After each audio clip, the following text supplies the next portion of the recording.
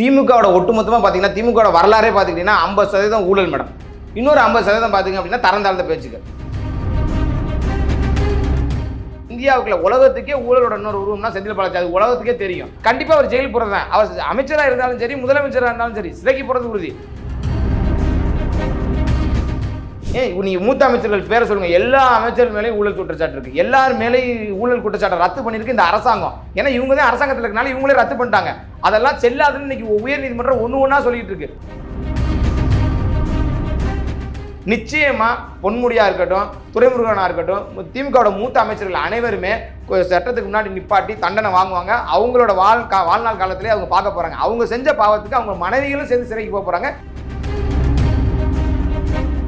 பிரியாணியோட சேர்த்து beer bottle வச்சு அவங்க விருந்து நடத்திக்கிட்டு இருக்காங்க. அப்ப எவ்வளவு கேவலம் பாருங்க.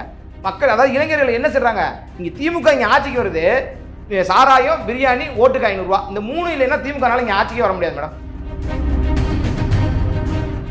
இந்தியா வந்து எங்களுக்கு தண்ணி தர மாட்டேங்குது, இப்ப நாங்க பஞ்சத்துல அடிபட்டு கிடக்குறோம் அப்படிங்கிற ஒரு எதிர்ப்பு இந்தியா தெரிவிக்குது.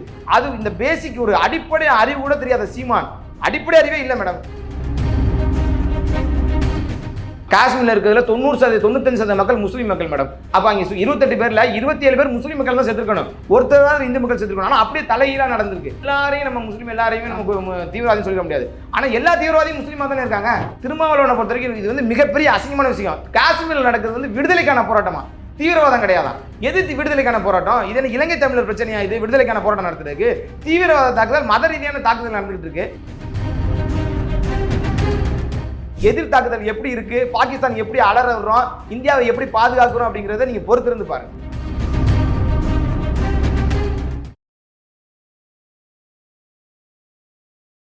இளைய பாரதம் நேயர்களுக்கு வணக்கம். இன்று நம்மோடு இணைந்திருக்கும் சிறப்பு விருந்தினர் பாஜகவின் இளைஞரணி மாநில செயலாளர் திரு வடிவேல் அவர்கள். வணக்கம். வணக்கம் மேடம். திமுகவில் வந்து செந்தில் பாலாஜி அவருடைய பதவி வந்து ஒன்று பறிக்கணும், இல்லைனா ஜெயிலுக்கு போகணும் அப்படின்ற ஒரு நிபந்தனை இருந்து சொன்ன மாதிரியே செந்தில் பாலாஜியோட 2 இலாக்காக்களையும் வந்து 2 வெவ்வேறு அமைச்சர்களுக்கு கூடுதலாக கொடுத்துருக்காங்க. இன்னொரு விஷயம் பார்த்தோம் அப்படின்னா பொன்முடி அவருடைய பதவியும் வந்து பறிக்கப்பட்டிருக்கு. அது யாருமே எக்ஸ்பெக்ட் பண்ணணும்னு சொல்லிட்டு இருந்தாங்க. ஆனால் முதல்வர்கள் பண்ணுவாரா அப்படின்ற ஒரு கேள்வி இருந்தப்போ அவரோட பதவி பறிக்கப்பட்டிருக்கு. எப்படி பார்க்குறீங்க? அதாவது நீங்க செந்தில் பாலாஜி, பொன்முடி மட்டும் இல்லாம திமுகவோட ஒட்டுமொத்தமாக பார்த்தீங்கன்னா திமுகவோட வரலாறே பார்த்துக்கிட்டிங்கன்னா 50% ஊழல் மேடம். இன்னொரு 50% பார்த்தீங்க அப்படின்னா தரந்தாழ்ந்த பேச்சுக்கள். இதனால தான் இன்னைக்கு இந்த மாதிரி சூழ்நிலை பார்த்தீங்க அப்படின்னா செந்தில் பாலாஜியை பொறுத்த வரைக்கும் ஸ்டாலின் விருப்பப்பட்டெல்லாம் அவரை வந்து பதவி நீக்கம் பண்ணலை. அவர் வந்து பார்த்தீங்கன்னா ஊழலோட இன்னொரு உருவம் அப்படின்னு பார்த்தீங்கன்னா அது செந்தில் பாலாஜி தான். இந்தியாவுக்குள்ள உலகத்துக்கே ஊழலோட இன்னொரு உருவம்னா செந்தில் பாலாஜி. அது உலகத்துக்கே தெரியும். வேற வழியே இல்லாமல் உச்சநீதிமன்றம் உனக்கு சிறைச்சாலை போகணுமா பதவி வேணுமா அப்படின்னு காட்டமாக கேட்டு நாளைக்குள்ள அவங்க பதில் சொல்லணும் அப்படிங்கிற காலகட்டம் வந்ததுக்கு அப்புறம் தான் இப்போ அவரோட பதவியை வந்து தூக்கியிருக்காங்க. இன்னொரு பக்கம் பொன்முடி பார்த்தீங்க அப்படின்னா ஆபாச பேச்சாளர். இவர்னால பார்த்தீங்க அப்படின்னா பெண்கள் தமிழ்நாட்டில் இவர் கேவலப்படுத்தாத பெண்களே கிடையாது. அந்த அளவுக்கு இவர் கேவலப்படுத்திருக்காரு. இந்தியாவிலே ஒரு அமைச்சரை சாணியை கரைச்சி ஊற்றி சகதி அள்ளி வீசி இவ்வளோ கேவலப்படுத்தி ஒரு அமைச்சர் வந்து இன்னைக்கு ஆபாச பேச்சு பேசி அவர் வேற வழியே இல்லாமல் திமுக அன்னைக்கு பதவி நீக்கம் பண்ணுது அப்படின்னு பார்த்தீங்கன்னா அது பொன்முடி. இவங்க 2 பேரும் பார்த்துக்கிட்டீங்க அப்படின்னா தொடர்ச்சியாக திமுகவுக்கு அவப்பேர் இவங்கனால ஏற்படுதுங்கிறனால வேற வழியே இல்லாமல் இவங்க அந்த அழுத்தத்துக்கு தள்ளப்பட்டு இன்னைக்கு ஸ்டாலின் வந்து அவங்கள பதவி பறிச்சிருக்காரு. இதான் உண்மை. அவங்க ராஜினாமாலாம் பண்ணலை. அவங்க ராஜினாமா பண்ணிட்டு போகிற அளவுக்கு தியாகிலாம் கிடையாது.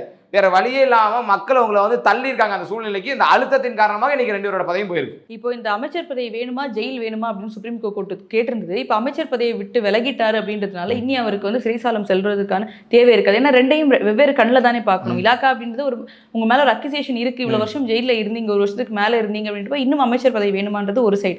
ஆனா அதே நேரத்தில் குற்றம் பண்றதுக்கு ஜெயில் போகணுமா அப்படின்றது இன்னொரு பக்கம். அப்படின்றப்போ 2ஐயும் கம்பேர் பண்ணி திஸ் ஆர் தட்னு கேட்கறது சரியா இருக்கா மேடம்? அதாவது பாத்தீங்க அப்படின்னா இது வந்து ஜாமீன். இப்போ என்ன கேஸ் அப்படின்னா ஜாமீனை ரத்து பண்ண சொல்லி தான், அதாவது ஜாமீன் ரத்து பண்ண சொல்லி ஒருத்தர் வந்து மேல்முறையீடு பண்ணையில தான் அவங்க ரத்து பண்ணணும். அப்படின்னா நீ வந்து உன்னை வந்து ரத்து பண்ணதப்ப நீ வந்து அமைச்சர் இல்லை, அதனால உன்னோட தலையீடு இருக்காது அப்படிங்கிறனால உங்களுக்கு ஜாமீன் கொடுத்தோம். ஆனால் இன்னைக்கு நீங்கள் திரும்ப ரத்து பண்ண 2வது நாளே நீங்கள் அமைச்சர் பதவியில் இருந்துட்டீங்க. இப்போ நீங்கள் உங்களோட தலையீடு இருக்கும், உங்களுக்கு சாட்சி சொல்ல வரவங்க பயப்படுவாங்க, நீங்கள் அதிகாரத்தில் இருக்கீங்க பயப்படுவாங்க, அதனால நாங்கள் வந்து நீங்கள் அமைச்சராக தொடர்ந்தீங்க அப்படின்னா உங்களோட ஜாமீனை ரத்து பண்ணுவோம். இல்லை நான் ஜாமீன் ரத்து பண்ணாலும் பரவாயில்ல, நான் அமைச்சராக தான் இருக்கணும்னா நீங்கள் வந்து உள்ளே வரலாம் அப்படிங்கிறதுக்காக தெளிவாக சொல்லியிருக்காங்க. இதுக்கும் குற்றவாளியை அறிவிக்கிறதுக்கு எந்த சம்மந்தம் கிடையாது. இதே தீர்ப்பு இதாகி இடி வந்து சார்ஜ் ஷீட் ஃபைல் பண்ணதுக்கப்புறம் குற்றம் நிரூபிக்கப்பட்டுச்சுன்னா கண்டிப்பா அவர் ஜெயிலுக்கு போறது தான். அவர் அமைச்சரா இருந்தாலும் சரி, முதலமைச்சரா இருந்தாலும் சரி, சிறைக்கு போறது உறுதி.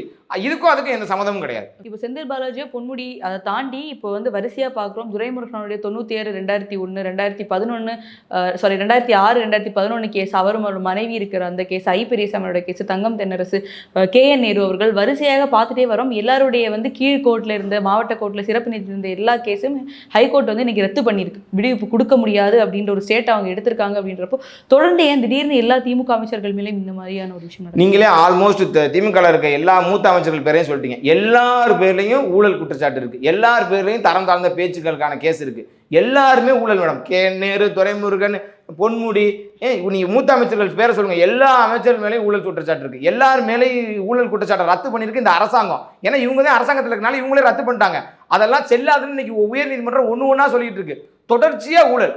திமுக வரலாறு எடுத்து பார்த்தீங்க அப்படின்னா தொடர்ச்சியா ஊழலும் தரந்தாழ்ந்த பேச்சுக்கள் மட்டும்தான் இருக்கு.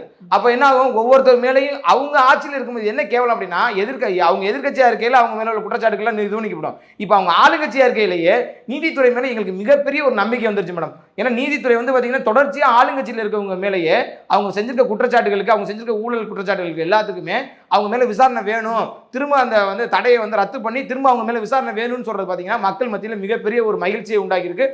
மக்கள் மத்தியில் நீதித்துறை மேல ஒரு நம்பிக்கையை உண்டாக்கி இருக்கு. ஆனா என்னதான் ஒரு நம்பிக்கை இருக்கு அப்படின்னு சொன்னாலும் அடுத்த ஸ்டெப்புக்கு போற இடம் சுப்ரீம் கோர்ட் அப்படின்றப்ப பொன்முடி அவர்களுக்கு அந்த 3 வருஷம் தண்டனை கொடுத்ததா இருக்கட்டும், எனக்கு உடம்பு சரியில்லை அப்படின்னு சொல்லிட்டு ஏதாவது ஒரு ரீசன் சொல்லிட்டு ஒரு ஸ்டே அங்க இருந்தது அப்படின்றதும், அதே மாதிரி அவங்க வந்து ஒரு காலத்திலேருந்தே இந்த ஊழலை ஏதோ ஒரு விஷயத்தை வந்து பண்ணிட்டு வராங்க.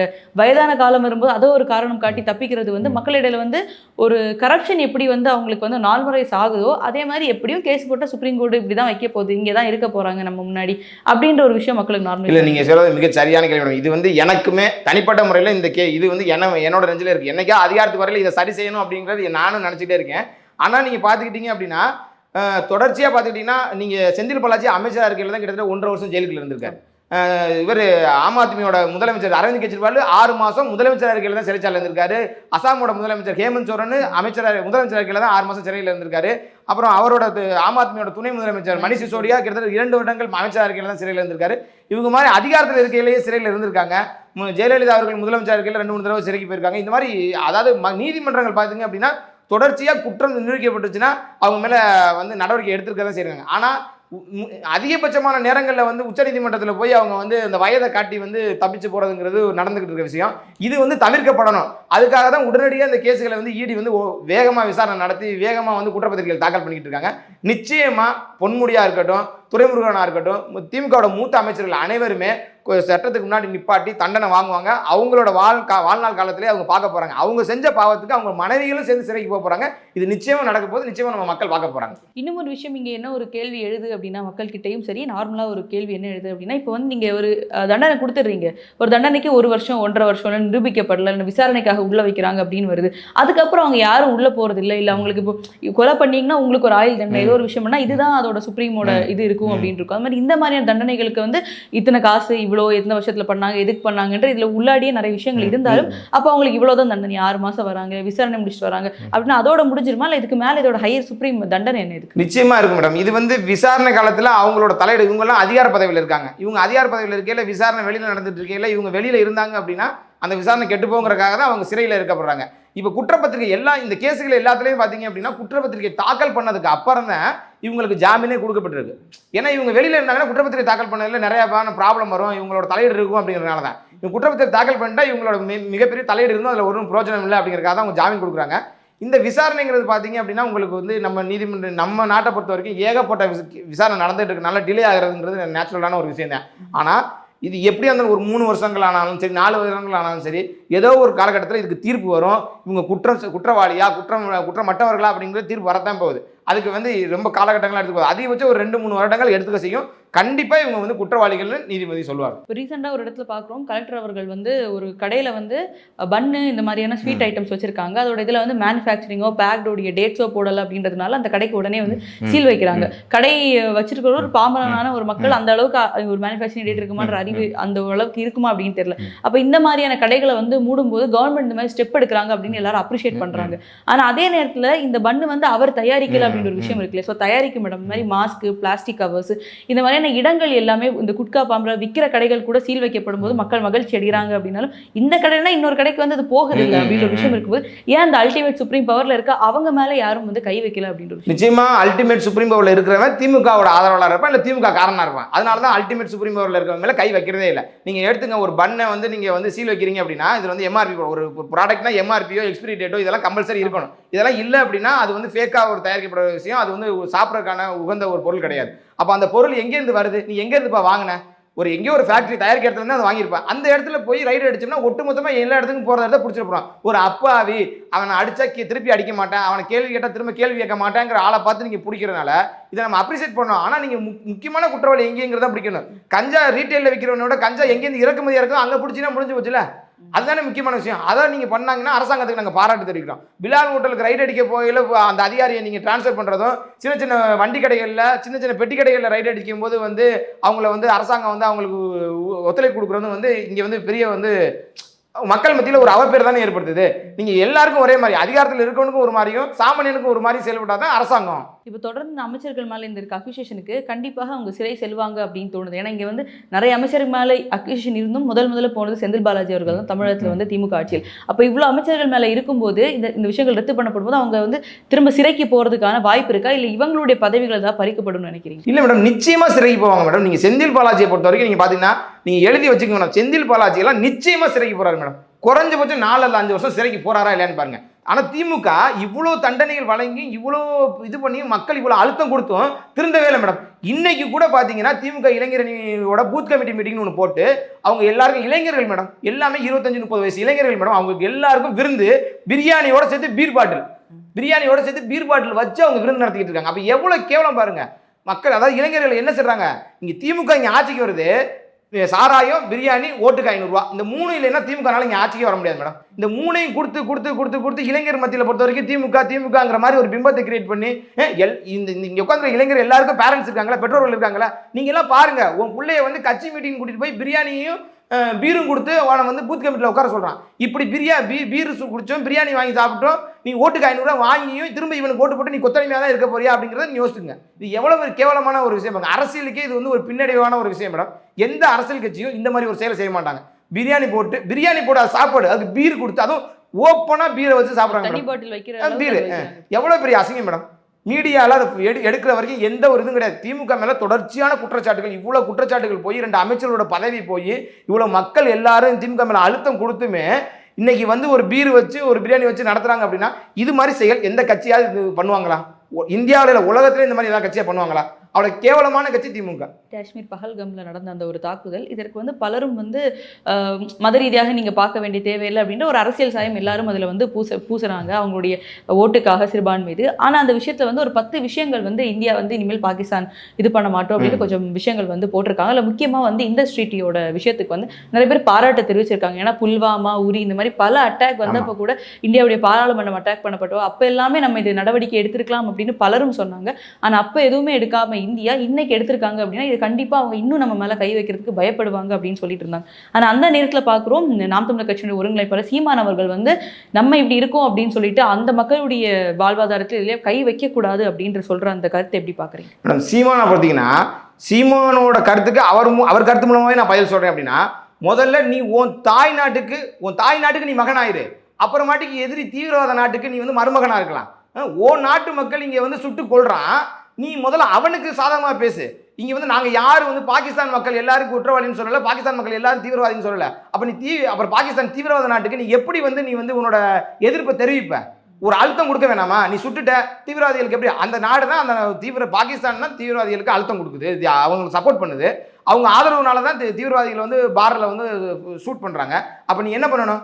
அப்போ ஏதாவது ஒரு வகையில் வந்து எதிர்ப்பு தெரிவித்தாலும் நம்மளும் வந்து பொதுமக்கள் மேலே ஷூட் பண்ண முடியாது, அணுகுண்டு போட முடியாது, பீரங்கி வச்சு சாக முடியாது. இந்த மாதிரியான எதிர்ப்புகளை நம்ம தெரிவிக்கிற மூலமாக மட்டும்தான் பாகிஸ்தானை நம்ம ஒரு கண்ட்ரோல்களை எடுத்துகிட்டு வர முடியும். அப்போ சிந்து நதி நீரை நீ வந்து விடாமல் நீ கண்ட்ரோல் பண்ணினா பாகிஸ்தானுக்கு வேறு வழியில் அந்த மக்கள் அழுத்தம் கொடுப்பாங்க. நீ பண்ணுற தப்பு, நீ தீவிரவாதிக்கு சப்போர்ட் பண்ணுறனால இந்தியா வந்து எங்களுக்கு தண்ணி தர மாட்டேங்குது, இப்போ நாங்கள் பஞ்சத்தில் அடிபட்டு கிடக்கிறோம் அப்படிங்கிற ஒரு எதிர்ப்பு இந்தியா தெரிவிக்குது. அது இந்த பேசிக் ஒரு அடிப்படை அறிவு கூட தெரியாத சீமான், அடிப்படை அறிவே இல்லை மேடம்.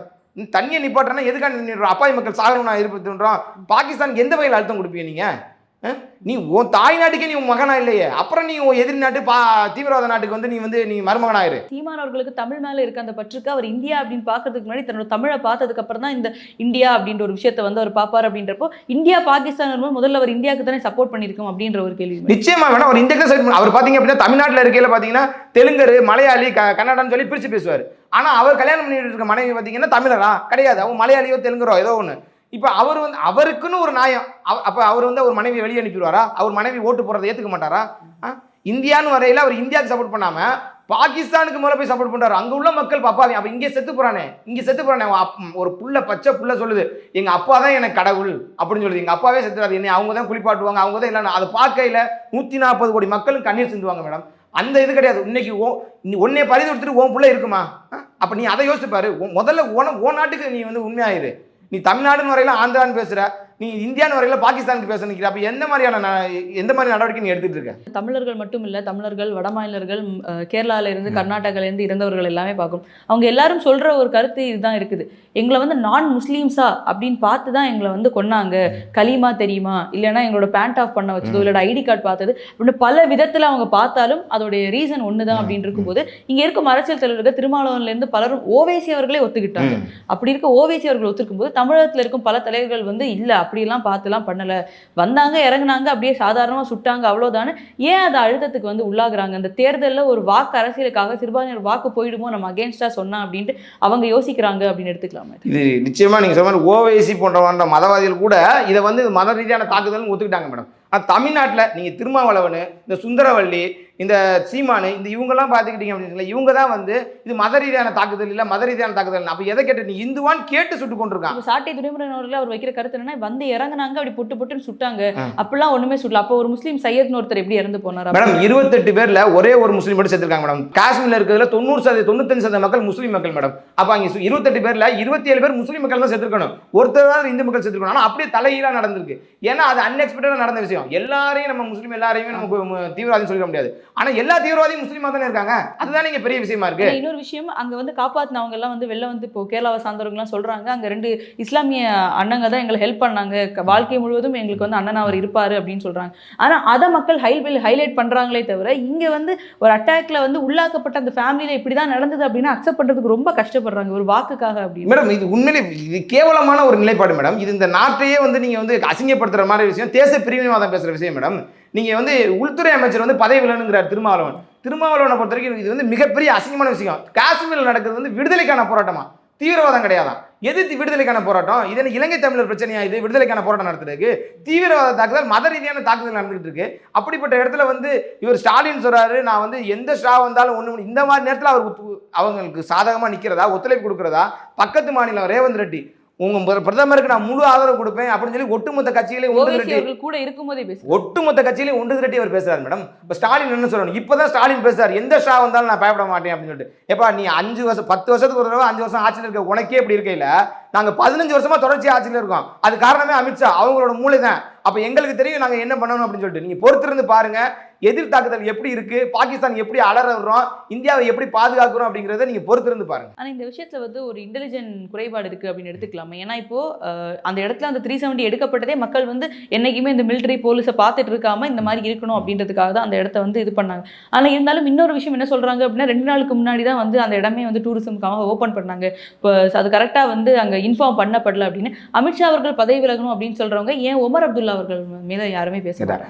கட்டாயம். நான் ஆக்சுவலாக அந்த டூரிஸ்ட் ஸ்பாட் இருக்குல்ல மேடம், அதே பகல்காமுக்கு அதே மினி சுவிட்சர்லாந்துக்கு நானே சுற்றுலா போயிருக்கேன். அந்த இடத்துல போய் விசிட் பண்ணிருக்கேன். அந்த அம்மா உட்காந்து அழுத இடத்துக்கு நான் போயிட்டு வந்திருக்கேன். இதுக்கு முன்னாடி பார்த்தீங்க அப்படின்னா நேரடியாக பிஜேபி கவர்மெண்ட், அதாவது காஷ்மீர் வந்து குடியரசுத் தலைவரோட கண்ட்ரோலில் இருந்துச்சு, ராணுவம் நேரடி கட்டுப்பாட்டில் இருந்துச்சு, அங்கே பாதுகாப்பு இருந்துச்சு. நான் இங்கே போயிருக்கேன், 4 அடிக்கு ஒரு ஆர்மி வீரர்கள், ராணுவ வீரர்கள் நிற்பாங்க. இப்போ பார்த்தீங்க அப்படின்னா உச்சநீதிமன்றத்தோட தொடர்ச்சியான அழுத்தனால அங்கே தேர்தல் நடத்தி உமர் அப்துல்லா அங்கே ஜெயிச்சாரு. ஜம்முவில் வந்து பிஜேபி அதிகமான தொகுதியிலையும், காஷ்மீரில் வந்து உமர் அப்துல்லா அதிகமான தொகுதியிலையும் ஜெயிச்சாங்க. இப்போ இவங்க ஆட்சிக்கு வந்ததுக்கு அப்புறம் பார்த்தீங்க அப்படின்னா கொஞ்சம் அவங்களோட அதிகாரம் செயல்பாடுகள் கொஞ்சம் உள்ள வரனால கொஞ்சம் பிழைகள் நடந்திருக்க தான் செய்யுது. ஆனால் நீங்கள் எல்லாத்துக்கும் பிரதமர் தான் பதவியில் வேணும், பிரதமர் தான் பதவி வேணும். எப்போ குடியரசுத் தலைவர் ஆட்சி இருந்து பிரதமரோட நேரடி கட்டுப்பாட்டில் இருக்கையில் நீங்கள் நடந்திருந்தா கூட இதை சொல்லலாம். நீங்கள் தேர்தல் வேணும்னு அடம் முடிச்சது யாரு? இங்கே இருக்க திருமாவளவன், இங்கே இருக்க ஸ்டாலின், உச்சநீதிமன்றம் எல்லாம் அழுத்தம் கொடுத்து இங்கே தேர்தல் நடந்துச்சு. இப்போ அதுக்கான விளைவுகள் வரையில மோடி மட்டும் கை காட்டுறீங்க. ஏன் உமர் அப்துல்லா ஒருத்தர் கூட சொல்லலையே? அவர் தானே இங்கே முதலமைச்சர். அப்போ அவர் மேலே ஏன் குற்றச்சாட்டலை?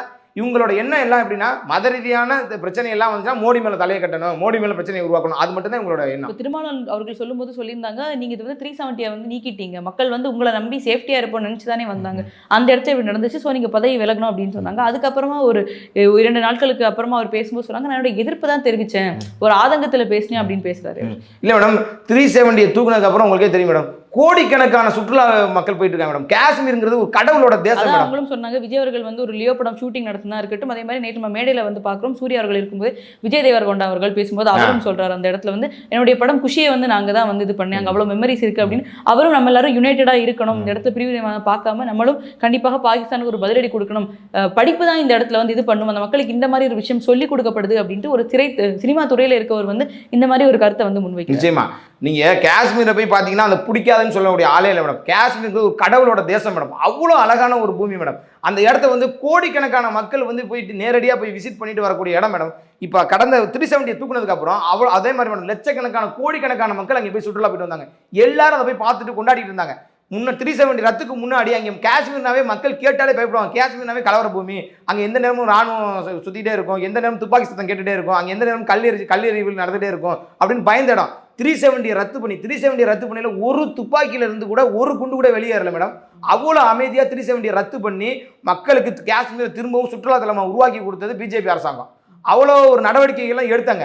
இன்னைக்கு அந்த அரசாங்கத்தை காஷ்மீரில் தேர்தலை நடத்தணும்னு அழுத்தம் கொடுத்தது உச்சநீதிமன்றம். அதுக்கு இந்த எதிர்க்கட்சிகள் தான் முக்கிய காரணம். இவங்க எல்லாம் பண்ணிட்டு இன்னைக்கு இவ்வளோ காலம் 5-6 வருடங்கள் அமைதியாக நடந்துருந்தது காஷ்மீரில் ஒரு திடீர்னு எதிர்பாராத ஒரு அசம்பாவிதம். இந்த அசம்பாவிதம் இதுக்கான பதிலடி நீங்கள் பார்க்க தான் போறீங்க. இதுக்கான பதிலடி மரணடியாக இருக்கும் பாகிஸ்தானுக்கு.